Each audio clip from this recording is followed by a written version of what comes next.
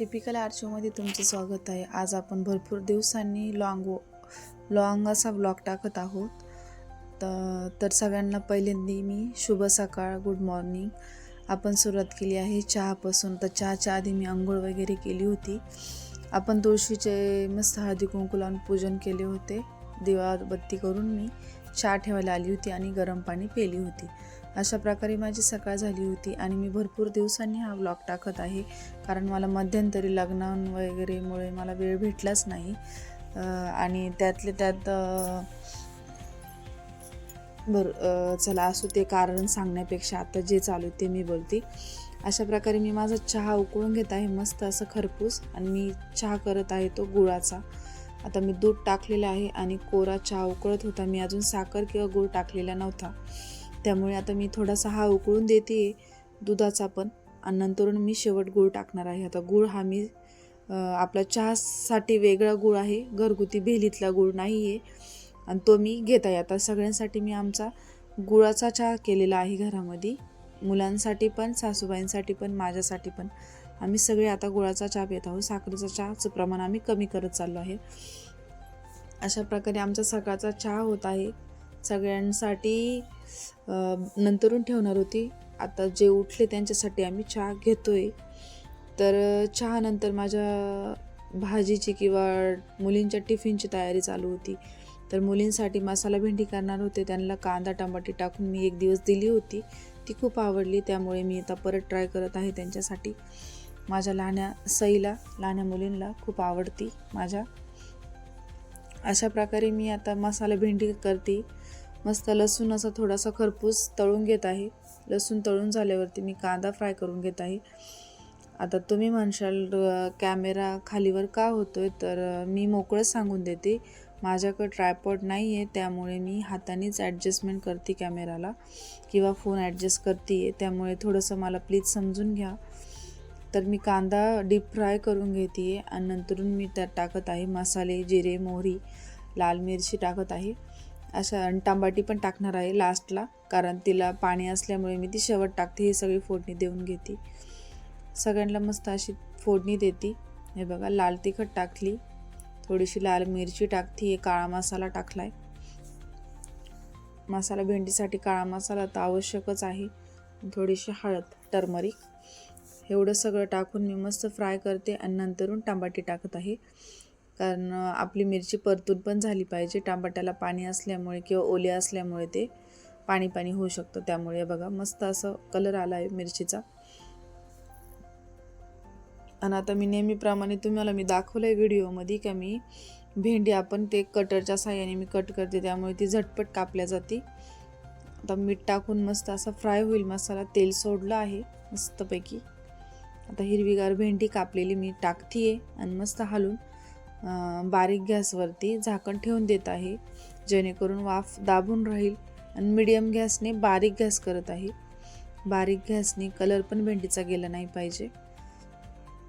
हे बघा, आता मी थोडीशी करत आहे. तुम्ही म्हणशाल क्वांटिटी खूपच थोडी भेंडीची, ती फक्त मुलींच्या टिफिनसाठी आहे, आम्हाला वेगळी भाजी करायची होती. आता बारीक गॅस करून मी झाकण ठेवून देत आहे थोडा वेळ, नाही तर मग थोडासा पाण्याचा शितोडा टाकते, जेणेकरून आपली मिरची कढई गरम असल्यामुळे जळून जाऊ नये किंवा ठसका होऊ नये. सगळे झोपलेले होते, त्यामुळे ही पण काळजी घेणं आवश्यक आहे. भेंडी झालेली होती, बाजूला ठेवून मी परत, तुम्ही बघितलंच असेल व्हिडिओमध्ये का मी दुसरी एक स्टीलची कढई घेतली होती, त्यामध्ये मी मस्त रात्रीचा भात फ्राय करत होते. सकाळी सगळे नाश्ता म्हणून खाऊन घेतील. आणि आता तुम्ही म्हणशाल पोळपट खूप पिठाचा दिसतो, तर त्याला मी पीठ लावलं होतं, त्यामुळे तुम्हाला तो दिसतोय तसा. पोळ्या करून घेते. नंतर मला हे बघा भाजीपाला निवडायचा होता. कपडे वगैरे धुवून झाली, मस्तपैकी आवरायचं काम चालूच आहे. कपडे आता भरपूर निघत आहे, मुलं मोठी होत चालले, पण काम पण वाढत चाललं आहे. सगळं काम आवरून मस्तपैकी आम्ही दुपारी खाऊचा ताव मारलेला होता. भत्ता, हा सिन्नरचा भत्ता आहे, तुम्ही ऐकूनच असाल, सिन्नर तालुका त्या गावचा भत्ता आहे. छान आहे, टेस्टी होता भत्ता खूप. तो आम्ही खाऊन घेतला आणि मी मस्त एक अशी झोप घेतली होती, कारण माझं खूप अंग दुखत होतं, त्यामुळे मी एक झोप घेतली. तिथून पुढे मग मी तुम्हाला मी दाखवलंच होतं का कपडे वगैरे काढतीये, लावतीये, दिवाबत्ती केली आहे. संध्याकाळचे 7 वाजले होते. एकीकडे भात टाकला होता, धावपळ बघा. भांडी घासायची होती, मुलींचे टिफिन. इकडे दळण आलं होतं डाळीचं, ते दळायचं काम चालू आहे. त्यात त्यांनी बटाट्याचा कट्टा पण आणून दिलेला आहे. तुम्हाला मी दाखवलं आता उन्हाळ्याचं साठा सामान आपल्याला कसं करायचं आहे, कोणत्या कोणत्या पद्धतीने मी करते, हे सर्व मी तुम्हाला छोट्या छोट्या व्हिडिओ करून टाकणारच आहे, दाखवणार आहे. आता आपण उसळ करणार होतो, तर माझा चालला होता विचार का उसळ मी काळी भाजी करू का शेंगदाणा टाकून रेग्युलर भाजी करू, पण नंतर म्हणले काळी भाजी करू. भरपूर दिवसांनी घरात काळी भाजी होणार होती, त्यामुळे मी मस्त उसळीची अशी काळी भाजी करत आहे. आणि मसाला भाजण्यासाठी मी कांदे वगैरे ठेवले होते, तर कांदे भाजायला टाकून देणार होते मी. शेगडीवर भात झालेला होता आणि मी आता सर्व प्रकारची आपली भांडी घासून घेते. भांडी पण भरपूर साचलेली होती दुपारपासूनची, त्यामुळे मी आता सगळी भांडी पटपट घासून घेते. कांदे भाजत आहे तोपर्यंत मग मसाला वगैरे काढून घेते. भांडी घासायला मला इतका असं कंटाळा वाटत नाही, कारण बेसिनमध्ये घासायचे होते आणि भांड्यांना मला स्पीड पण आहे, त्यामुळे मला भांडे किती पण साठवले तर मला काही बोर होत नाही मी. आणि ते रोजचं काम आहे, त्यामुळे आता ते कोणाला सांगता पण येत नाही, करावं तर लागणारच आहे आपल्यालाच. लेडीजला माहीत राहतं भांडी साचल्यावर किती मोठा डोंगर डोक्यावर बसतो आपल्या. त्या प्रकारे मी अशी भांडी घासून घेतली मस्तपैकी. नंतरून परत पुन्हा एकदा आपल्या काळ्या भाजीकडे वळाली होती. मसाला काढायची तयारी होती, लसूण वगैरे सोलायचं काम चालू होतं. असेच आडवी तिडवी कामं हाताखालून घात होते, कपडे वगैरे लावून दिले. भांडी घासल्यावर आल्या वेळ मी मस्त असा किचनचा ओटा धुवून पुसून घेणार होते, कारण मी संध्याकाळचा स्वयंपाक आपल्या शेगडीवरती करते. तर मी बघितलंच असाल, संध्याकाळचा स्वयंपाक मी शेगडीवरतीच करते, सकाळचा स्वयंपाक मी गॅसवरती करते. सकाळी गॅसवर करण्याचं कारण असं की सकाळी डब्यांची पण घाई असते, त्यामुळे मी संध्याकाळचा शेगडीवर निवांत करते. आणि बसून पण पाय दुखतात, त्यामुळे बसून करते. आता तुम्ही म्हणशाल पाय का दुखतात, तर हा ब्लॉग मी रेग्युलर किंवा दुसरा मी काढू शकते तुमच्यासाठी. का दुखतं त्याचं कारण काय मी हे तुम्हाला सेपरेट ब्लॉगमध्ये सांगल. तर मी आता इतकंच सांगू शकते की माझे पाय नेहमी दुखत असतात. तर आता हे बघा, हे सगळा बेड अस्तव्यस्त झालेला होता. आता मी कपडे लावून घेते, भांडी घासली, कपडे लावून घेते. कपडे लावायला मला मुलींची पण थोडीफार मदत होती आहे, पण आता टाईमच इतका झालेला होता, मी पण लेट उठली, त्यामुळे आता मीच पटपट पटपट पटपट करून घेते. माझ्या सासूबाईंचं लुगडं खूप मोठं आहे, त्याची जर घडी जमली तर ठीक आहे, नाही तर मग ठेवून देते मी तशीच. हे बघा, ती मला मदत करते, लहानी मुलगी माझी. दादू तर खेळतोय बाहेर, त्यामुळे तुम्हाला दादू व्हिडिओमध्ये दिसतच नाही आहे, कारण दादू आता खूप ॲडव्हान्स खूपच बोलतोय दादू. तुम्हाला मी त्याचा एक सेपरेट व्हिडिओ करून दाखवलंच, आमचा दादू कसा बोलतोय, बोबडं अजून एवढं काय स्पष्ट असं बोलत नाही आहे, पण मग लागलाय बोलायला, बऱ्यापैकी चांगला बोलतोय. ही माझी साडी आहे, कशी वाटते, पेपर कॉटनमधली साडी आहे. रात्रीच्या वेळेस थोडा कलर चेंज करते ती.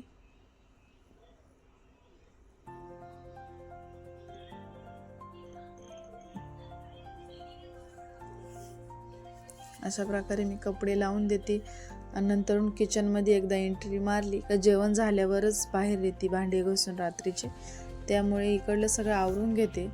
पहिल्यांदा मी दिवा लावून दिला देवाचा, कारण संध्याकाळ झाली होती. दिवाबत्ती हा संध्याकाळचाच वेळ असतो, घरातली कामं काय चालूच असतात, त्यामुळे आता हे कपडे वगैरे लावून घेते. घरांमध्ये घाण नव्हती, त्यामुळे घर झाडायचा प्रश्नच नव्हता राहिला. मुलं आल्यानंतर ते काय बाहेरच खेळत होते, मी झोपेल होते, त्यामुळे ते बाहेर रोडवरती किंवा अंगणात खेळत होते आमच्या. हे बघा, हे माझी सई, ही मस्त असा द्राक्षांचा आनंद घेते. घरामध्ये काय द्राक्ष आलेली आहे आमच्या. बघा, आता हा मी मसाला काढलेला होता, धन किंवा खोबरं, लसूण, आलं,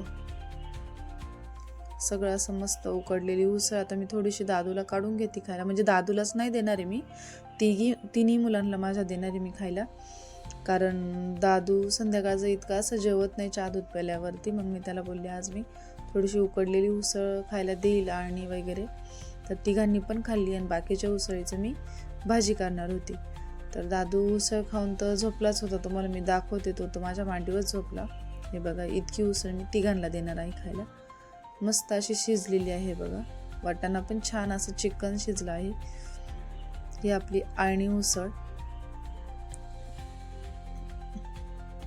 आता मी देत आहे भाजीला ताव. तर याआधी अशी एक गंमत, म्हणजे गंमत तर नाही म्हणता येणार, घरामध्ये असं अचानक झालं की माझ्या लहान मुलीनं अचानक वरून त्या कढईमध्ये हात ठेवले 2 बोटं.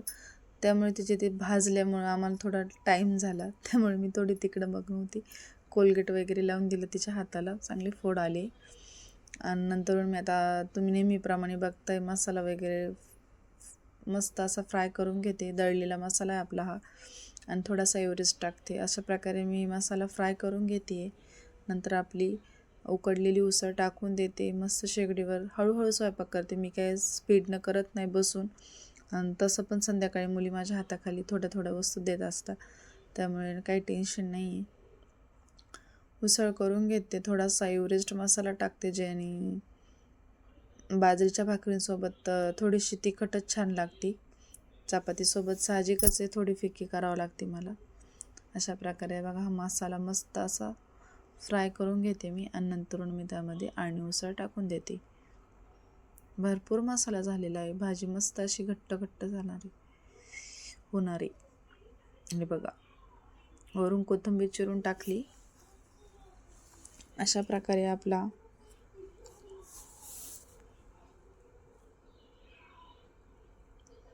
मस्त अशी उकळी आली आहे, तरी आली आहे. पण हे पण मी सांगून देते, मी तेलाचं प्रमाण कमी केल्यामुळे तरी दिसणार नाही जास्त पहिल्यासारखी. कारण समजू शकता तुम्ही तेल का कमी वापरायचं आहे, शरीराला हानिकारक असल्यामुळे. दादू मांडीवर झोपला, मी त्याला उचलून नेऊन टाकते तिकडे बेडवरती, आणि नंतरून मी करत आहे बाजरीच्या भाकरी, ते पण शेगडीवरती.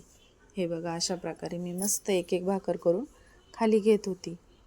आणि शेवटला सगळ्यांना वाढून नंतर मी माझं ताट घेतलं आहे वाढून. तर तुम्ही मला कमेंटमध्ये नक्की सांगा, हे कसं वाटतंय. खरपूस अशी शेगडीवरती भाजलेली बाजरीची भाकर होती, आणि खूप छान झाली होती. तुम्ही माझी लाईव्ह पण व्हिडिओ बघू शकता. आणि प्लीज प्लीज प्लीज मला सबस्क्राईब करा, कमेंट करा.